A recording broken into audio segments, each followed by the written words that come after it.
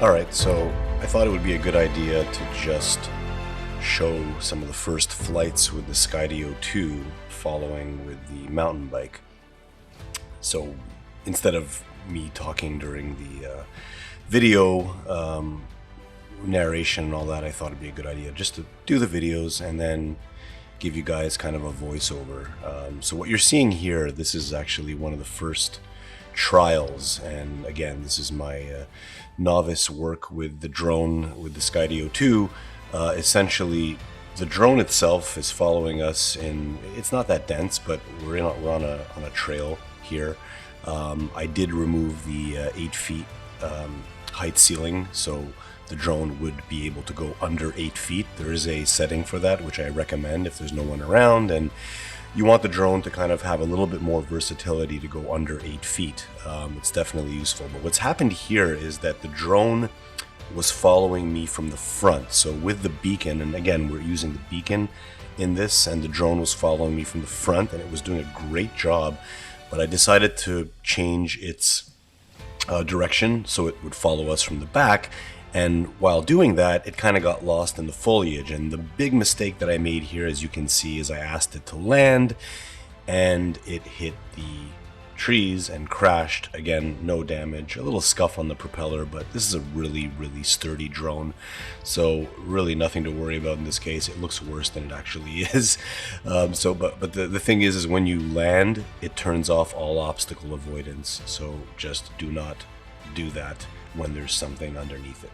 Okay, the next shot here was there were a couple of jumps in the forest, and we met these two guys that were doing some jumps. They ride a lot better than I do, but this guy was wicked. Amazing work. This guy's mountain biking skills are a lot better than I have, obviously.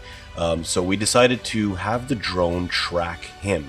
And it's really interesting to see the decisions that the drone makes here. There were a little bit too many trees, but overall, this is an amazing shot. And only a professional drone operator could get a shot like this. And in this case, nothing, no skills needed. The Skydio 2 handled this shot impeccably. I wish it was a little bit closer, and we're going to try this again next time, but look how it follows him. Amazing. And it just flows right through. Incredible. And here's the second attempt,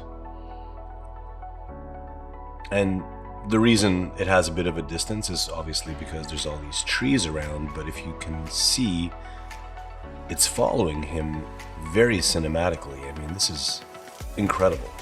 I mean, we're all down there waiting, and this drone is just following him around. Look at this. Beautiful. Beautiful. I just wish it was, obviously it would be better if it was closer, but you can kind of see where this is going. Here's the last shot that we had, and this is basically just us going on a little trail, drone following from the front.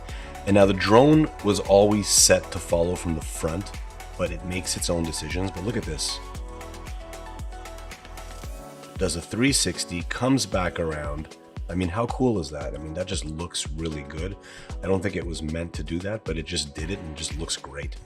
And now I did change the setting when I went in to follow from the rear, and what a great job it's doing. And again, I think someone else mentioned this in another video. It would be great if the drone just stayed behind you instead of trying to make its own decisions. But here it kind of stopped, so I cut the video and I went back, and then it acquired me again and started following me again. But overall, so far in the first week of having the Skydio 2, highly recommended. I mean, this is next level tech for anyone that needs something that can follow you, avoid obstacles better than any DJI drone I've seen. I mean, this is just insane. I'll let you guys keep looking, and there'll be more videos, so definitely like and subscribe. We've got some car videos coming up, some more Skydio 2 stuff. Enjoy.